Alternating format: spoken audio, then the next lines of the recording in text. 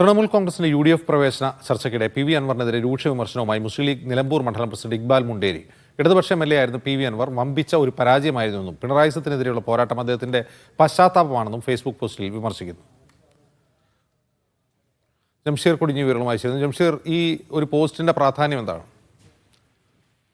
അജിംസ്, നിലവിൽ ഈ തൃണമൂലിന്റെയും അൻവറിന്റെയും UDF പ്രവേശനം ഒരു ചർച്ചയായി നിൽക്കുന്ന ഈ സമയത്ത് തന്നെയാണ് ഇത്തരത്തിൽ ഇക്ബാൽ മുണ്ടേരി, മുസ്ലിം ലീഗ് മണ്ഡലം പ്രസിഡന്റ്, ഇത്തരത്തിൽ PV അൻവറിനെതിരെ വിമർശിച്ചുകൊണ്ട് ഒരു ഫേസ്ബുക്ക് പോസ്റ്റ് ഇട്ടിരിക്കുന്നത്. ഇടതുപക്ഷമല്ലേ PV അൻവർ വമ്പിച്ച പരാജയമായിരുന്നു, പിണറായി സത്തിനെതിരെയുള്ള പോരാട്ടം അദ്ദേഹത്തിന്റെ പശ്ചാത്താപമാണെന്നാണ് അദ്ദേഹം ഫേസ്ബുക്ക് കുറിപ്പിൽ കുറിച്ചിരിക്കുന്നത് എന്നുള്ളതാണ്.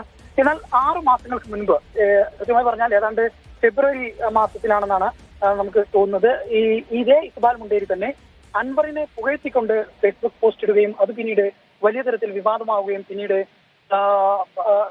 വിമർശനങ്ങൾക്ക് ഇടയാവുന്ന സാഹചര്യം ഉണ്ടായത്. എന്നുവെച്ചാൽ PV അൻവറിനെ ലീഗിലേക്ക് സ്വാഗതം ചെയ്തുകൊണ്ടായിരുന്നു അന്ന് അദ്ദേഹം ഫേസ്ബുക്ക് പോസ്റ്റ് ഇട്ടത്. അതിൽ ഒരുമിച്ച് പോരാടാമെന്നും PV അൻവറിനോട് ലീഗ് നിലമ്പൂർ മണ്ഡലം പ്രസിഡന്റായ ഇക്ബാൽ മുണ്ടേരി FB പോസ്റ്റിൽ പറയുന്നുണ്ടായിരുന്നു. അത് വലിയ തലത്തിൽ വിവാദമാകുകയും പിന്നീട് ആ പോസ്റ്റ് പിൻവലിക്കുകയും ചെയ്തിരുന്നു.